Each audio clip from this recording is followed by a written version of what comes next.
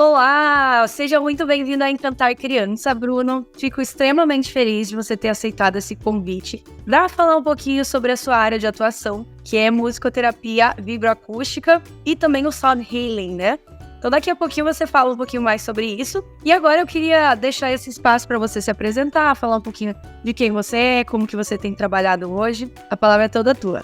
Bom, então, em primeiro lugar, quero agradecer a oportunidade, né? Eu acompanho seu trabalho aí pelas redes sociais também e fico muito feliz quando acontecem essas redes, né, de conexão entre áreas para sempre fortalecer a musicoterapia, levar adiante esse conhecimento, essa ciência, né? Essa arte que é tão ampla e complexa e interdisciplinar, enfim, a gente tá caminhando aí, né, com muitos avanços. Então, eu sou músico desde muito novinho, né? Comecei a tocar violão, ali na fase da adolescência tive minha banda de garagem, rock and roll, aquelas coisas. Só que eu comecei a perceber ao longo da minha caminhada que a música, ela ia um pouco além, assim, pra mim, né? Então, tive passando por processos onde a música me emocionava bastante, né? Determinados cantores, eu ia em shows, eu ia em festas e a música sempre me tocou de uma maneira assim mais profunda, pode-se dizer. Então eu não tenho formação acadêmica na área da música, né? Eu ali na hora de escolher a minha primeira faculdade eu acabei indo para a área de comunicação social, só que a música sempre acompanhando, né? No caso ali eu estudei audiovisual, então as trilhas sonoras de filmes sempre me encantavam muito. Toda essa linha do sound designer também, né? Trabalhei em estúdio durante muito tempo, onde eu pude acompanhar um pouco desse processo de gravação também, não só de vídeo, mas de áudio também. E aí, em 2016, na psicologia, que eu ingresso, né, na graduação em psicologia, que a música acabou entrando junto, né, comigo. E foi muito interessante porque lá eu acabava vendo as abordagens e tudo mais, então eu já tinha entrado na psicologia meio que fora da caixinha, encontrando alguma forma de utilizar a arte, né, a música, o som, como uma ferramenta, né? Então, durante a graduação de psicologia, que eu conheço a musicoterapia. E aí foi muito interessante porque eu fiquei lá aos 5 anos da psicologia já pensando como que eu ia articular, como que eu ia poder trabalhar de uma maneira mais, né, musical, sonora, artística e tudo.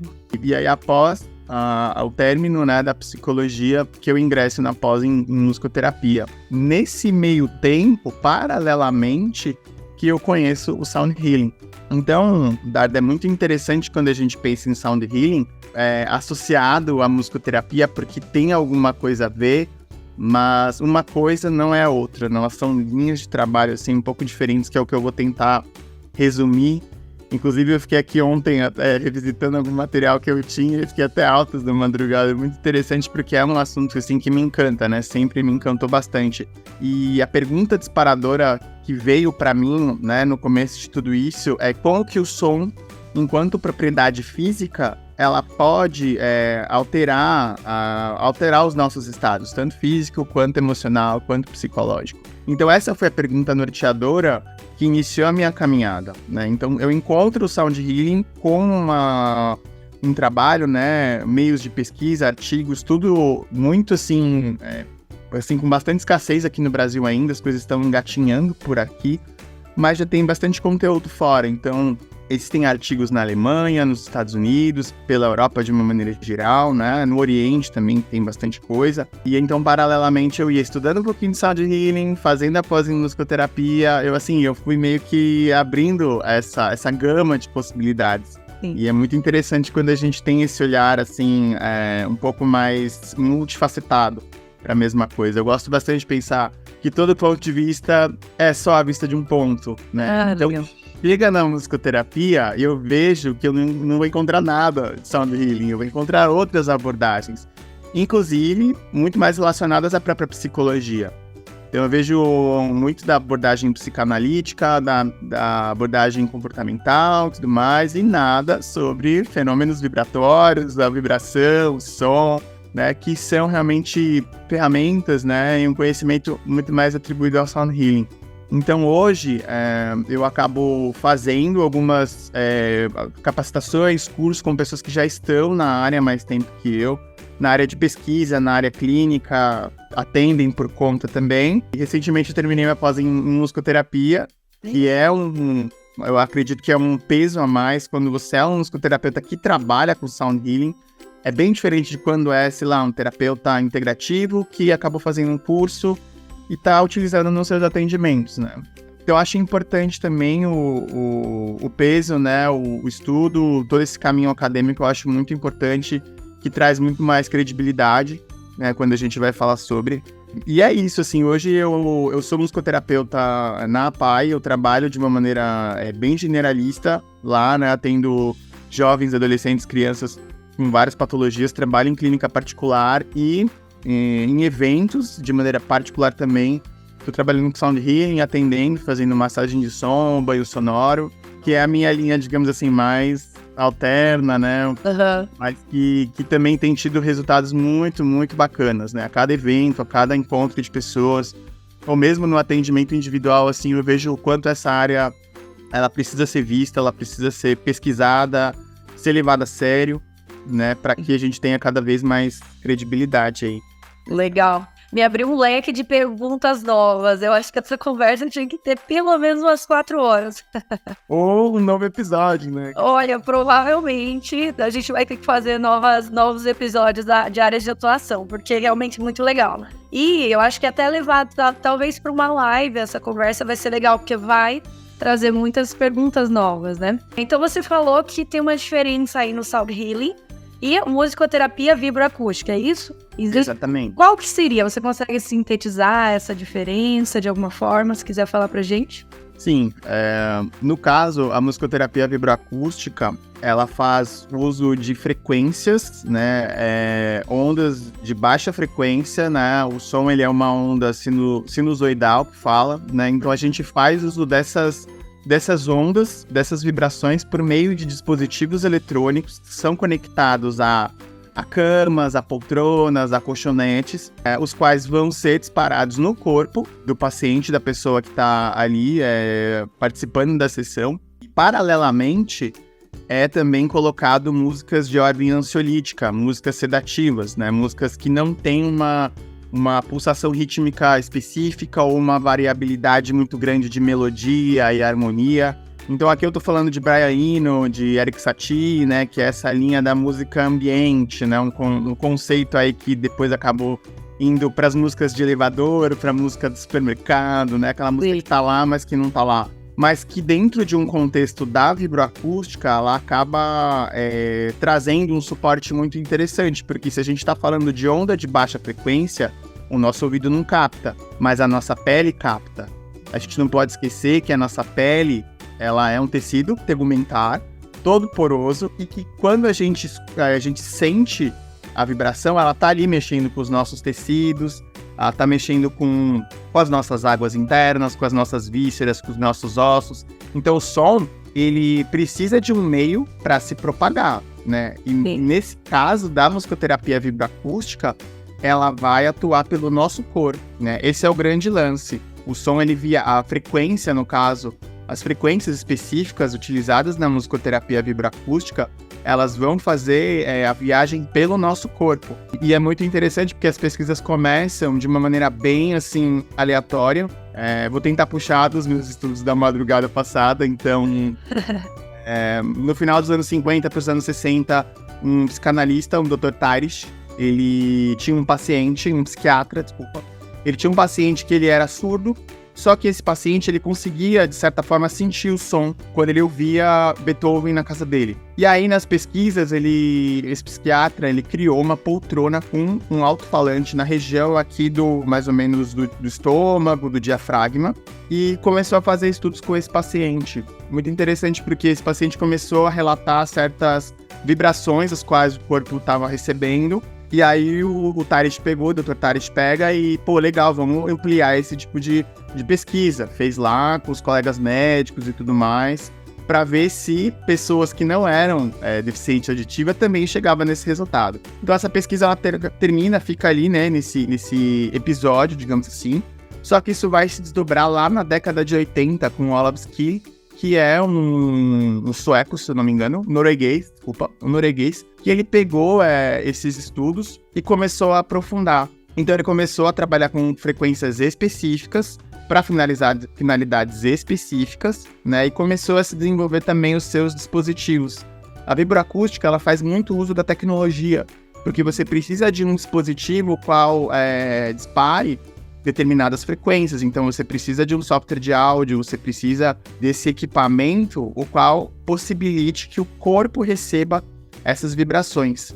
Então o Loveskilly, que é o precursor da musicoterapia vibroacústica propriamente dita, porque ele consegue pegar esse estudo, né, esse início de pesquisa do Dr. Tyrich e colocou dentro de um contexto clínico, o que é muito interessante, porque ele começa dentro da própria academia a fazer esses estudos, né, de como que o corpo escuta, como que o corpo recebe o som.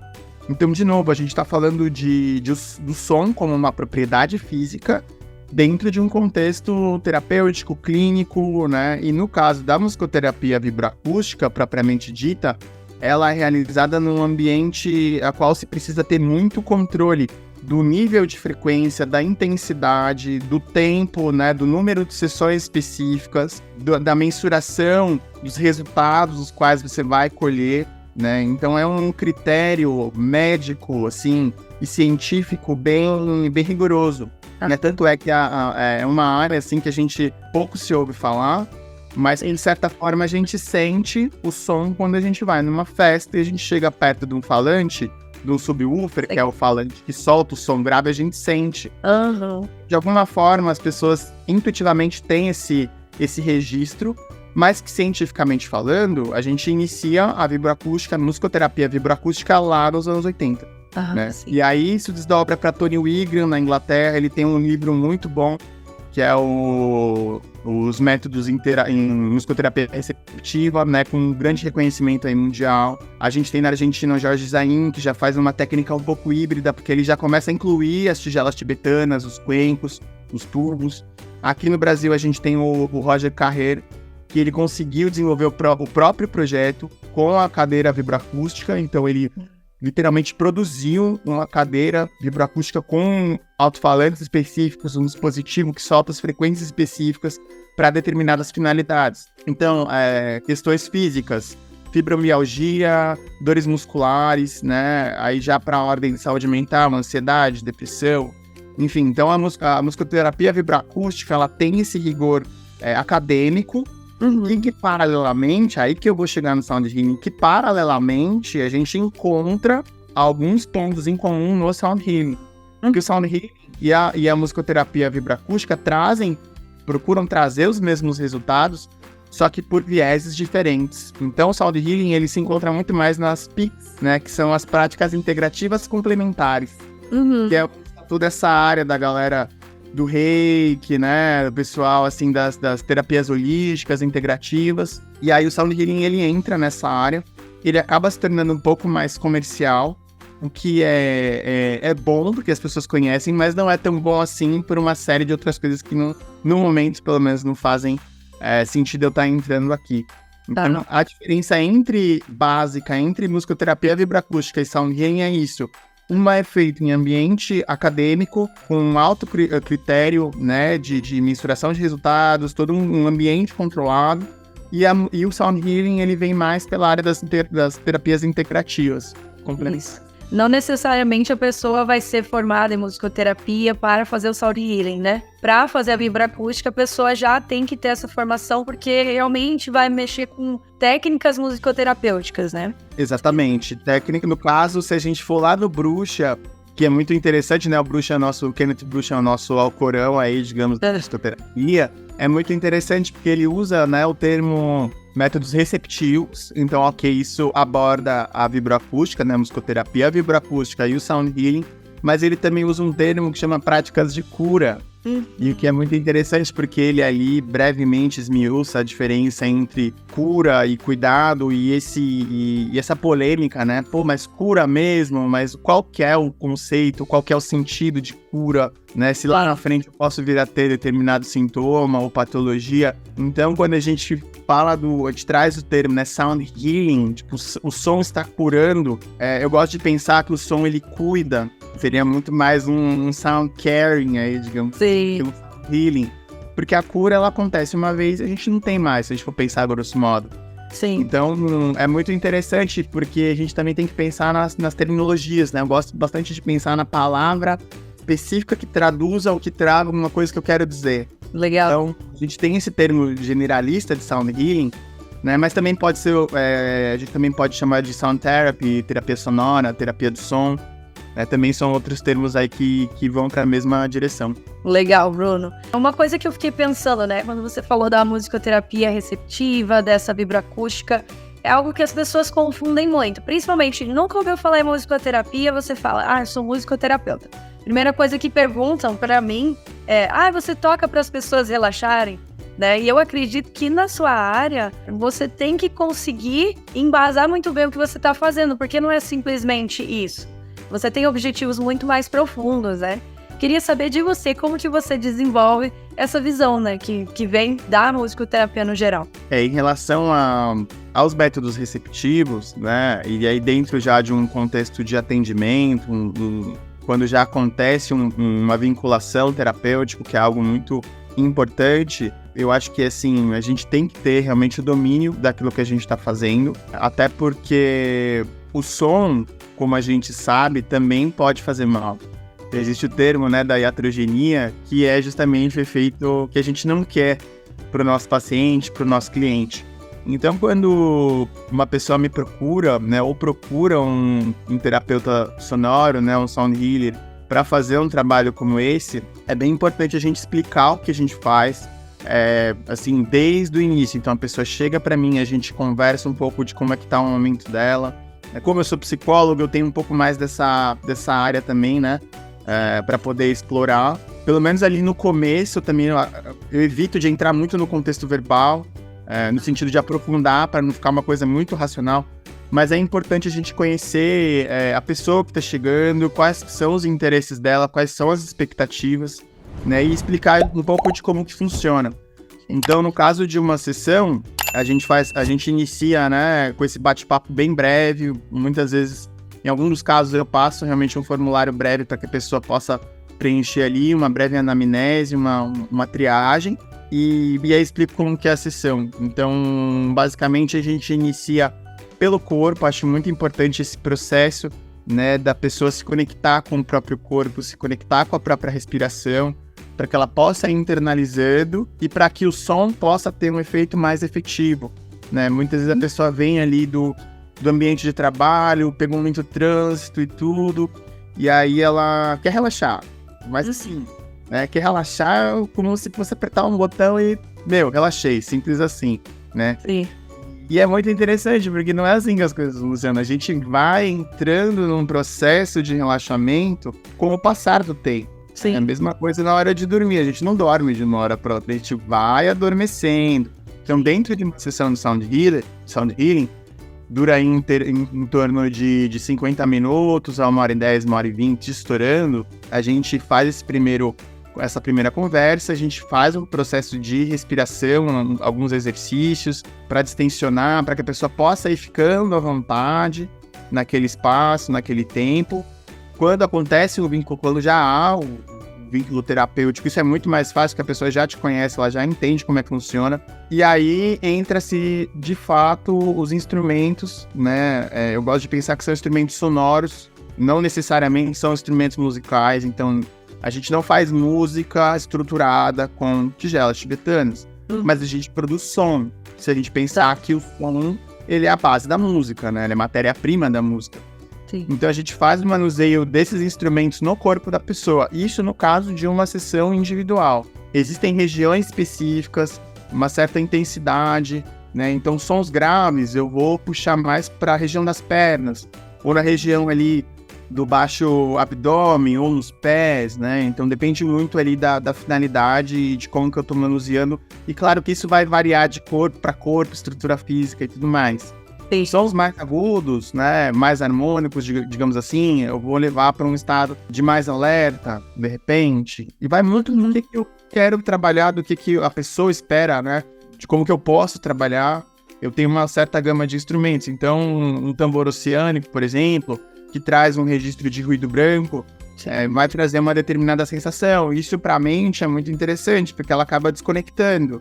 Assim, de tanto receber esse estímulo sonoro de um tambor oceânico, acaba desligando e a pessoa, pum. Chega a entrar num estado de hipnose, sim, também? Não necessariamente de hipnose, mas é quase que um estado entre o sono e a vigília. Eu não gosto muito de pensar na hipnose, porque já traz aquele ambiente sugestionado, né? Aquele clima de sugerir e tudo mais. E na terapia do som, a gente procura evitar a voz. Entendi. A gente trabalha com o som, propriamente dito. A voz, ela entra ali num processo mais do início do trabalho, ou para trazer a pessoa de volta, né? Ou de repente algum canto, algo que faça... Aí tem que fazer muito sentido. Porque a voz, ela é muito sugestionável. E a voz, ela assim, quando a gente escuta uma música, ela é a primeira coisa que vem no registro, principalmente mental. Tá. Então a gente procura evitar a voz, a gente trabalha com o som e com o silêncio. E é interessante que você trabalha camadas de som e camadas de silêncio, cada vez mais profundas, mais sensíveis, digamos assim.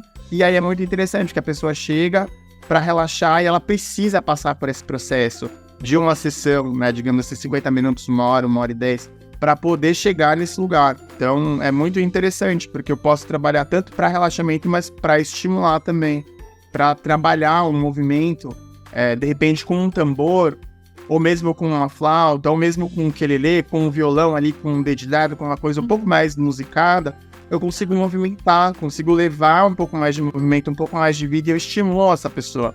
Então não necessariamente o sound healing também é só para relaxar, ele também pode ser para estimular de uma maneira sonora, musical, né, orgânica. Eu gosto bastante de pensar nisso, né, a música como...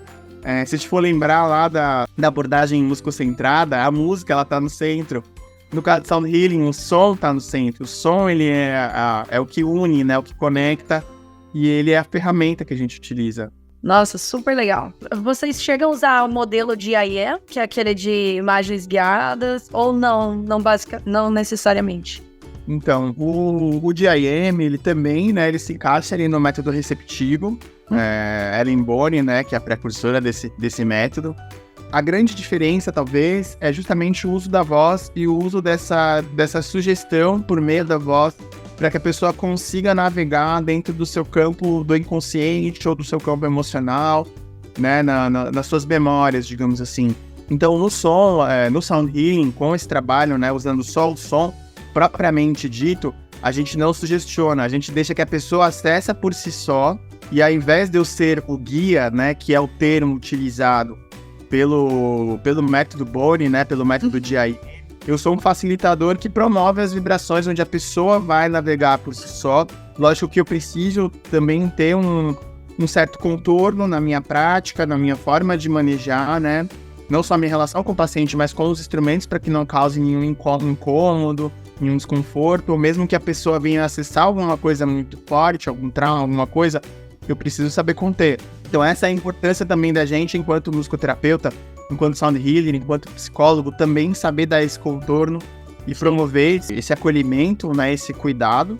Isso também tem que ser feito de uma maneira bem assim, sensível, digamos. Eu não posso chegar, se a pessoa tem trauma de água, vamos resolver isso, pega aqui o tambor, ou pega lá uma frequência, um som de água de cachoeira do YouTube que isso vai resolver.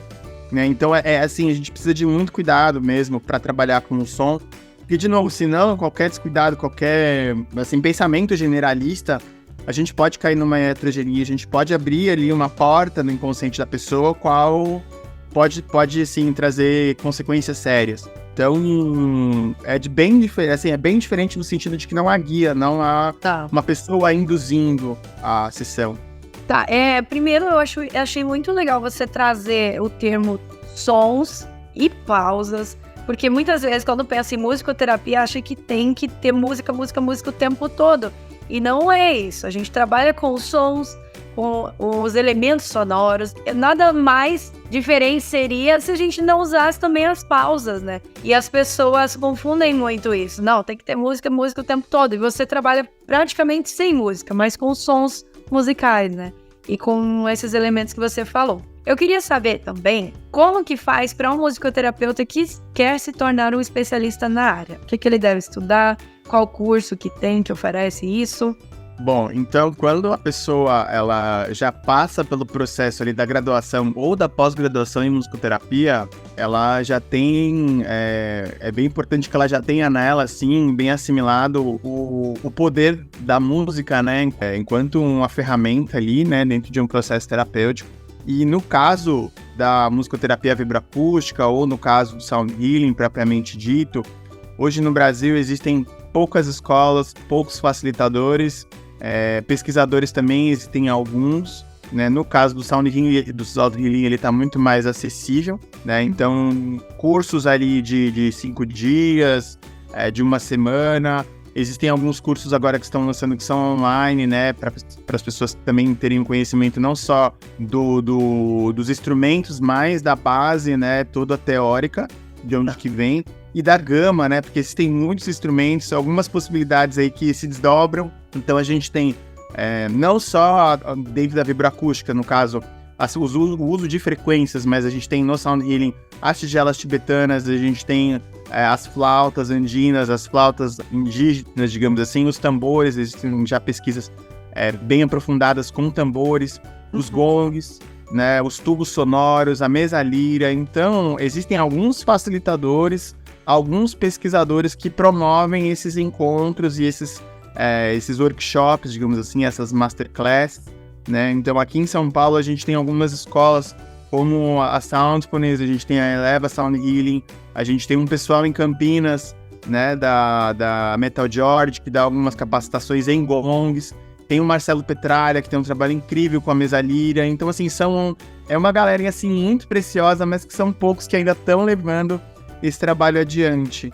Mas, assim, por conta, o que eu posso dizer é que as pessoas façam exatamente como eu fiz. Então, busquem artigos, busquem bastante coisa na internet, assim, não tem muita coisa no Brasil, mas fora, em inglês, tem bastante coisa falando sobre Sound Healing. Nos Estados Unidos, na Europa, existem alguns centros, alguns sites também, né, Sound Healing Academy, tem o pessoal da Peter Hess, né, na Alemanha. Então, existem alguns centros, algumas pesquisas e uma galera bem séria falando sobre isso. Eu acho que o mais importante é começar por aí, pelas bases sólidas, né, diferente do que você entrar no YouTube e colocar lá frequência 432 e ficar ouvindo. Eu já fiz isso, mas assim, é um tipo assim de sound healing ou de musicoterapia vibroacústica fast food, né? Não existe receita pronta, não existe uma farmacinha de músicas que é para, sei lá, uma finalidade, ou de vibrações, de frequências que, isso é para ansiedade, isso é para desenvolver o cérebro, isso é para você ficar mais inteligente, isso é para você emagrecer, sei lá, não existe. Isso que é muito interessante, porque...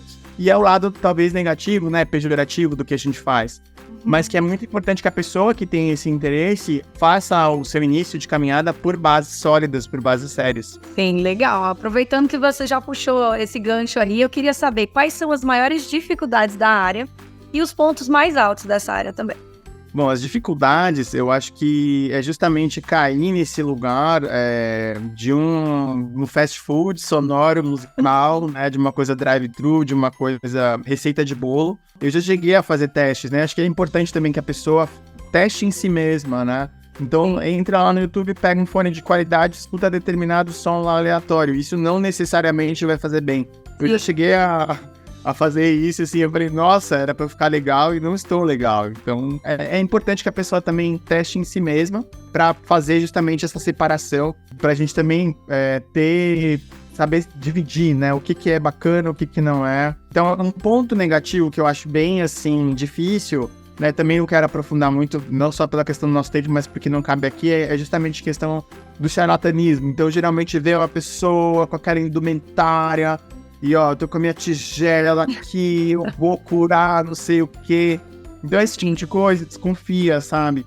É bem importante que a pessoa ela tenha realmente um conhecimento acadêmico, que ela tenha vivenciado um certo período com ela mesma e com outras pessoas, né? A seriedade, eu acho que a ética, amiga, ética, bom senso, assim, são palavras que cabem para todo tipo de profissão e não é diferente no Sound Healing, né? E os pontos positivos, eu acho que é justamente os resultados. Quando eu termino uma sessão que eu olho a pessoa que chegou tensa ou esbaforida ali por causa do trânsito, por causa da correria da vida, ela consegue entrar num estado de relaxamento profundo por meio do meu trabalho, pra mim não tem nada que seja mais gratificante, assim. Muitas vezes eu não gosto nem de falar com a pessoa depois, porque eu gosto de deixar ela aprofundar nesse estado de estar que é calmo, que é terno, que é natural. Existe uma nota fundamental dentro de cada um de nós, existe um silêncio. Quando a gente consegue acessar por meio do som, assim, é muito legal. A pessoa, ela fica ali um tempo, eu só chego depois de uns minutos, quer um pouquinho de água, deixa ela no tempo dela, sabe? Oferecer esse cuidado, oferecer essa possibilidade, né? Que a pessoa acesse dentro de si mesma essa possibilidade de um silêncio, de uma percepção auditiva mais profunda, mais aguçada. Para mim é o que vale, né? Se pensar que a gente vive aí numa poluição sonora intensa, né? E que cada vez mais a gente está conectado da natureza, da nossa natureza. Então o som, né? O Sound Healing, ele também promove esse movimento, dessa conexão, dessa possibilidade, desse silêncio. Ai, que legal, muito bom ouvir você falar. Super legal ver pelo olhar do musicoterapeuta, né? Toda essa abordagem, assim, vendo que nós estamos juntos, mas fazemos coisas muito diferentes, né? E eu sei que esse assunto aqui daria papo para muitas horas ainda, né? Ai, Bruno, muito legal. Gostei muito de saber, tá? Eu fiquei pensando que parece ser uma terapia que custa um pouco alto para o terapeuta chegar nesse momento, né? Por causa dos instrumentos, que são instrumentos mais caros, né? Porque tem que ser bem trabalhado, tem que ser instrumentos bem afinados, mesa lira, tudo isso, acredito que custa bastante, né? Exatamente. Aí, de novo, né? Muito cuidado aí com as pessoas que vendem um serviço. Às vezes é um espaço de terapias e a pessoa vem com uma tigela colorida que ela comprou, sei lá, no centrinho comercial japonês, oriental da sua cidade, ela sai tocando. Então, assim, não é de qualquer jeito, realmente precisa de estudo, precisa de prática, né? E o acesso a esses instrumentos também não é algo tão, financeiramente falando, acessível, mas também poucas pessoas trazem de fora. Alguns produtores, alguns artesãos, digamos assim, fazem aqui no Brasil também. E é isso, assim, aos pouquinhos a gente vai acessibilizando por meio de vivências sonoras, por meio de atendimentos individuais, às vezes sei lá, numa aula de yoga, num meio corporativo, numa vivência do RH. Então, aos poucos, a gente vai tateando e vai apresentando o que a gente faz. Ai, Bruno, muito, muito obrigada. Gostaria de te agradecer por ter aceitado falar um pouquinho mais sobre a musicoterapia vibroacústica para nós, até para a gente entender um pouquinho mais como que é essa musicoterapia de forma receptiva, em que o paciente ouve mais do que ele faz, né? Como no caso da improvisacional, da composição ou da recriação, né? Essa técnica que você usa. Então, foi muito legal ouvir você falar.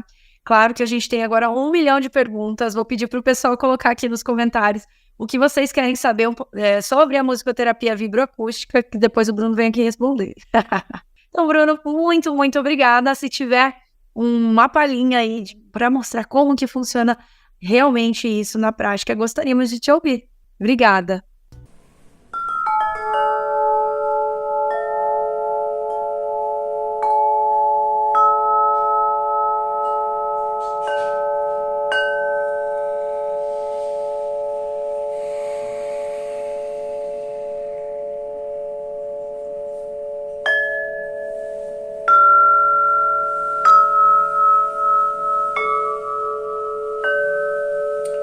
Bom, então com isso me despeço, bem feliz com a oportunidade de estar aqui falando do Sound Healing, falando do meu trabalho e mostrando para as pessoas o quanto o som é uma ferramenta de cuidado, de acolhimento,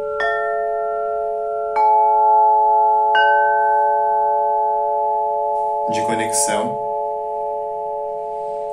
E para quem quiser saber mais sobre Sound Healing, sobre meu trabalho, meus atendimentos, todo esse universo sonoro musical, meu Instagram é @chavedesi.soundhealing. Mais uma vez, gratidão, Darda, Encantar, Musicoterapia, e até a próxima.